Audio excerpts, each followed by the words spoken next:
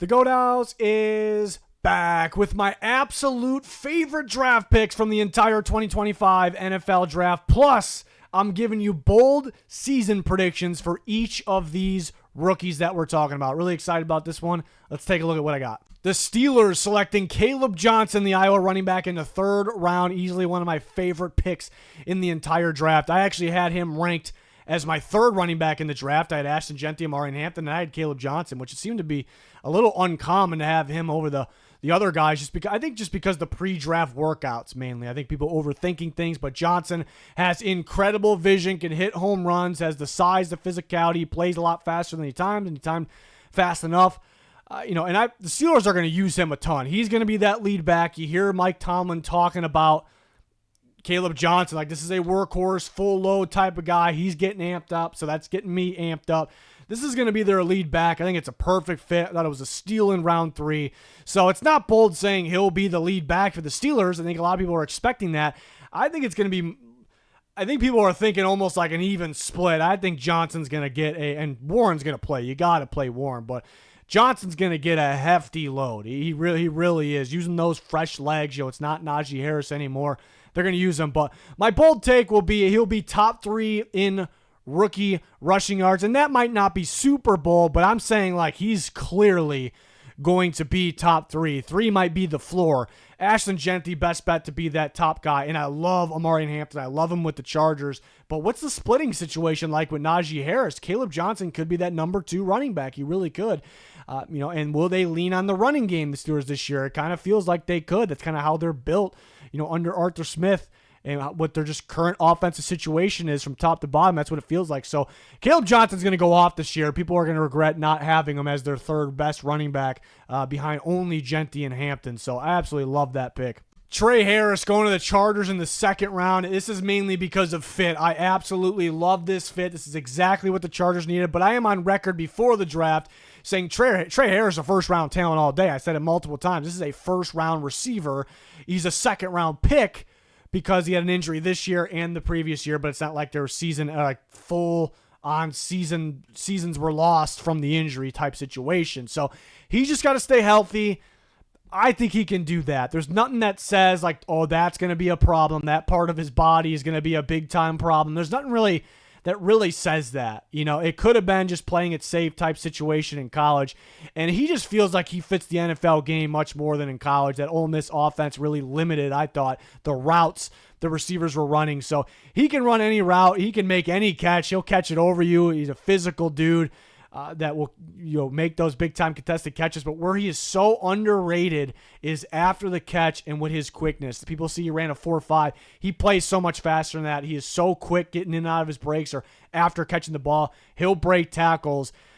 He's got some long speed to him. He just, once you get deeper down the field, he really starts picking it up with those strides. So this is exactly what the Chargers need. This is kind of what Quentin Johnston was supposed to be. And I was not. And just the point of, I don't want people to go, well, Johnson didn't work out, and Harris is kind of a similar style, so he's not going to work out. Well, I didn't think Johnston was going to be very good. I was probably lower on him than anyone, and I'm super high on Trey Harris. So it's different for me, at least, even though it's kind of the idea is the same style receiver, what they're supposed to be. But I think Trey Harris is going to work out. I think he's going to stay healthy. I hope he stays healthy. And Ladd McConkey's a problem in the slot. Well, Harris is going to be a problem outside.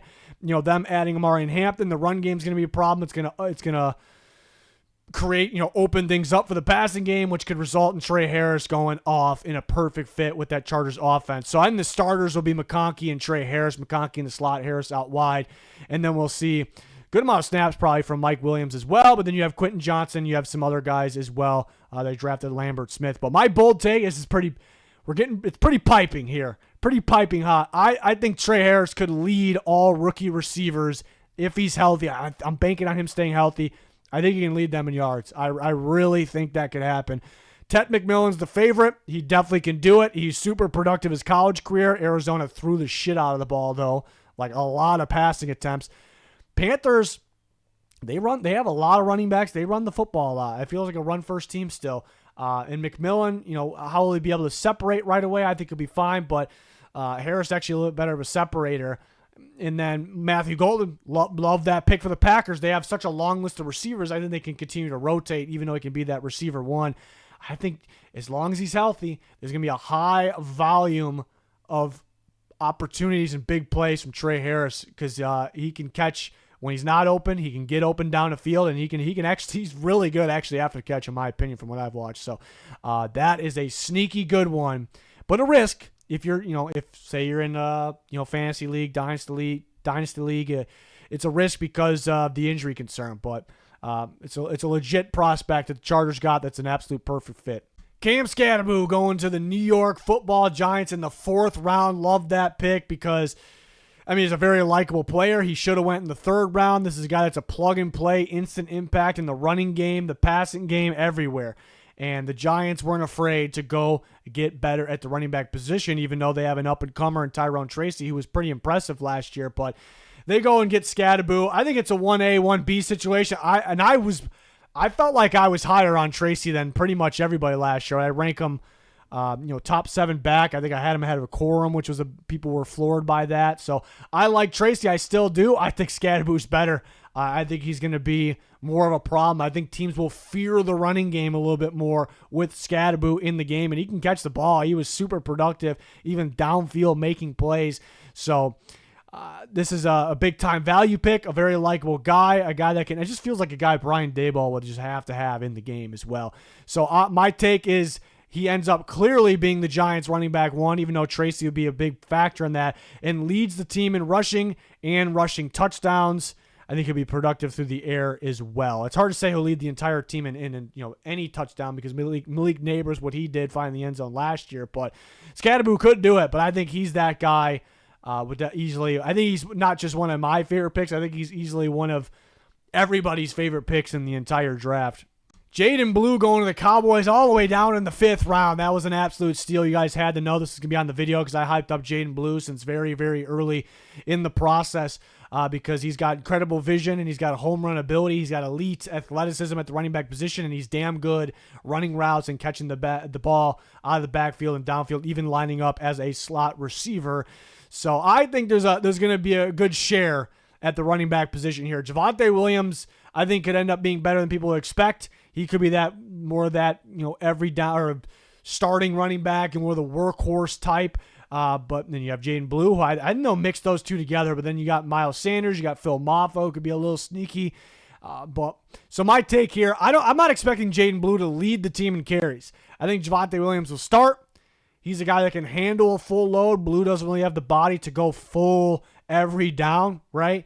But I think Blue will be more productive. I think he'll be more efficient. He'll have home run runs. He's the only one on this team that will have those home run runs. And they really upgraded the offensive line. They should be nasty run blocking too, by the way. Tyler Smith and Tyler Booker.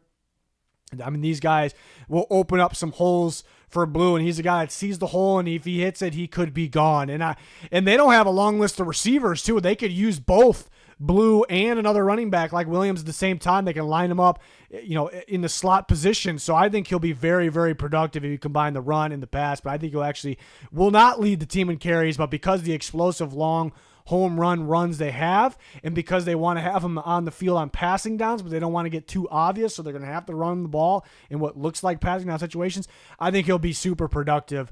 This guy's legit. He's got to take care of the football, but his best football is ahead of him. He can, he plays stronger than he could pass protect too, but if he can add a little bit more size, that he can turn into an every down back. So I'd watch for him to be extremely, extremely productive. One of my favorite prospects heading into the draft, so therefore ended up one of my favorite picks in the draft in round 5 for Dallas. The Vikings taking Ty Felton, the receiver from Maryland. You guys knew I was his biggest supporter leading up to the draft. Talked about him on different occasions. And for him to land, I had a 2nd-round grade on him. He was the last pick in the 3rd round. But for him to land on the team that is known, no matter who's on the staff, for their receivers, knowing receivers, them developing, them turning out and being high volume guys. It's a pretty good landing spot. It makes me feel pretty good about my evaluation on Ty Felton.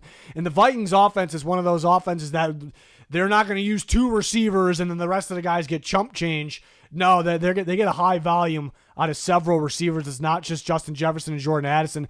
And Jalen Naylor was that guy last year. He had 6 touchdowns. He was pretty productive. He also dropped the ball a bit. So it could have been even more productive. He dropped some touchdowns, but he had 6 touchdowns. There was some games where I was like, okay, this guy's legit. And there's some games like, okay, if you get a guy that catches the ball a bit more effectively, because the other guys are such good decoys, like you can get a legit guy there. He can go off because teams are more worried about the other options. And that's where Tai Felton comes into play. Freak athlete, really good tracking skills, a little more physical than people give him credit for. He had games where he was just purely dominant. So I think this is the third best receiver for the Minnesota Vikings. And I want to say maybe it doesn't start that way. Maybe week 1 they go Naylor. They did bring in Rondale Moore, who's kind of a gadget slot guy. But you also factor in that Jordan Addison we don't know for sure, could get suspended, due to the DUI situation last year.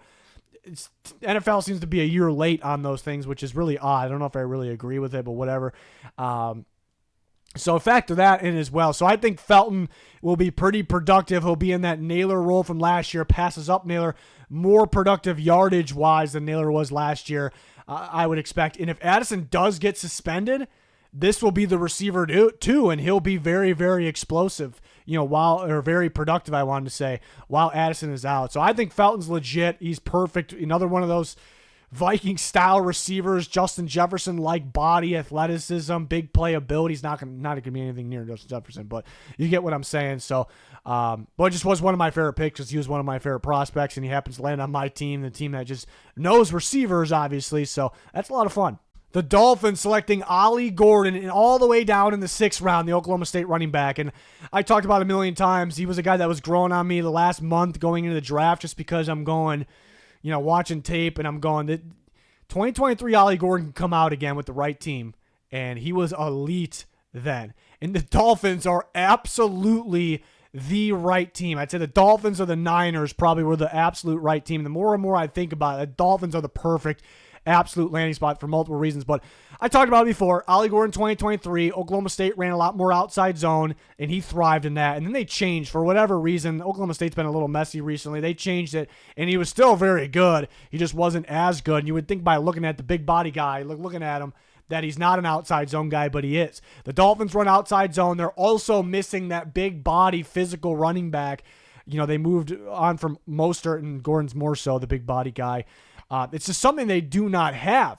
And what his pass protecting ability, which is insane, and he's actually can run routes pretty well, they're going to have to use this kid. And I love Jalen Wright. I love Jalen Wright out of Tennessee last year. Whenever they used him, he had a few runs here and there that were, you can see the explosive ability. Here's my situation, my prediction with the Dolphins. Achane's insane right now.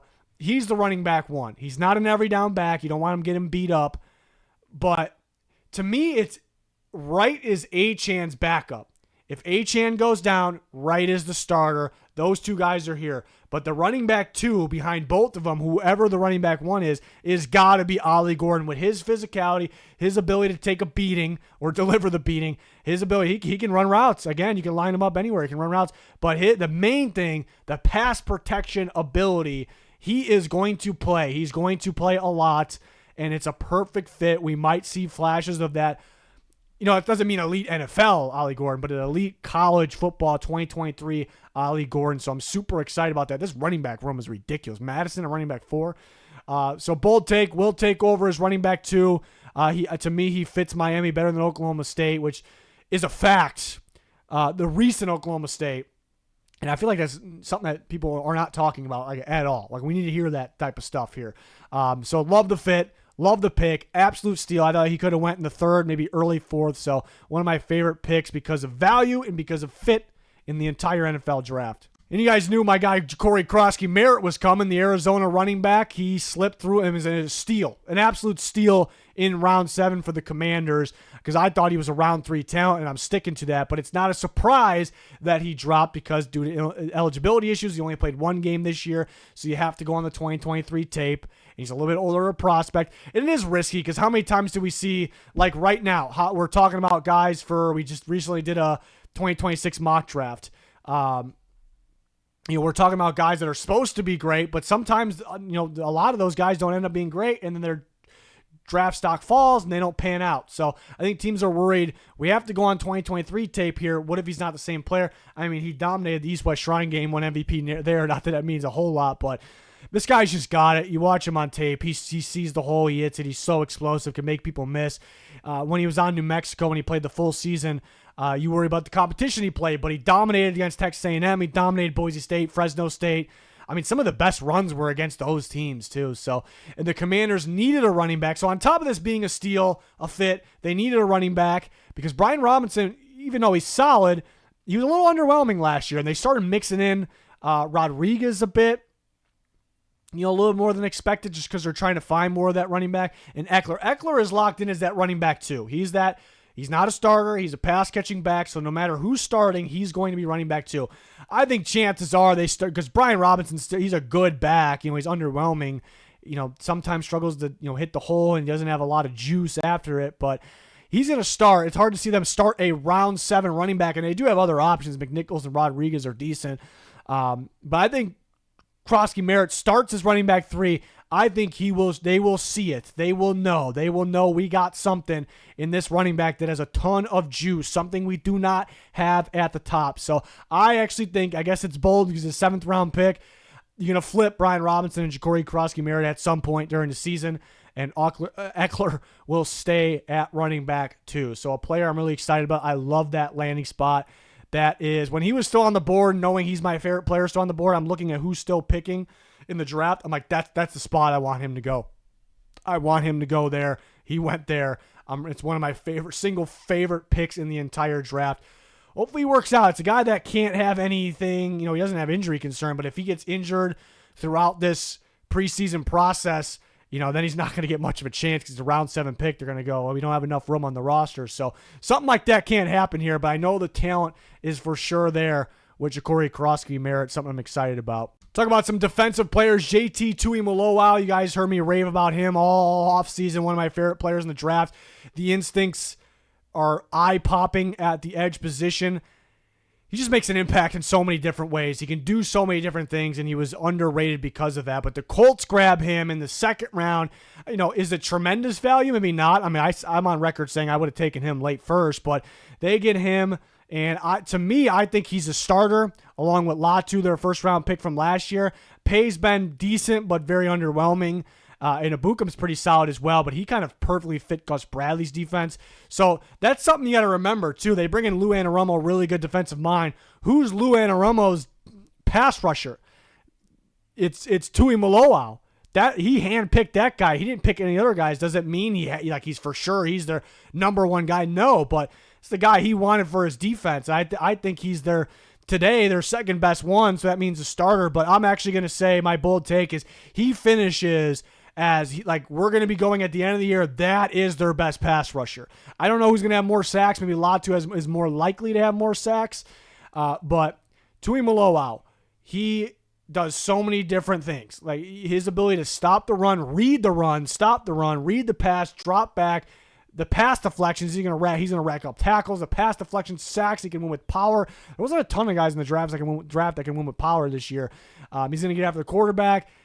He's gonna do so many different things and impact he impacts the game on every single down that he will be known as in my opinion, bold take, as the Colts' best pass rusher this year. And Latu might lead in sacks. Tuimoloau might lead in sacks. Maybe Tuimoloau comes off the bench. I think he's still going to be a monster impact. So love that pick. Love it for Lou Anarumo's defense. He's going to be real fun this year. The Patriots getting an absolute steal in round 4, taking Joshua Farmer. I had a 2nd round grade on him, so him slipping through was fantastic. They added Milton Williams, where they got Barmore supposed to come back, so it didn't really feel like at first glance the Patriots badly needed a defensive tackle. They badly needed another one just because the depth they don't really have it there. And Barmore coming off a health scare last year. Where is he at? So getting a stud in Joshua Farmer, I think his job's going to be easier at the next level. I talked about that pre-draft. He got doubled a ton.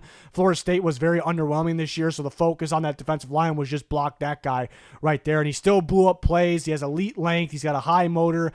He plays a little bit faster, quicker than the timing showed at the combine. But then you really look at it. What do the starters on paper expected to look like? Milton Williams going to start in the interior, obviously. They paid him big money. He's a big-time player. Barmore is an absolute stud. He was out last year because of the health scare. And then nose tackle is Tunga, but that is a pure nose tackle. That's early running down. So who are they going to have out there for a majority of the downs? I think it's going to be Williams, Barmore, and Farmer on passing down specifically. Barmore has the ability to play nose. Maybe they like his Farmer's built pretty well. Maybe they feel like he can play that position. Milt Williams not going to play at the nose position. But passing downs, you're most definitely going to see those three.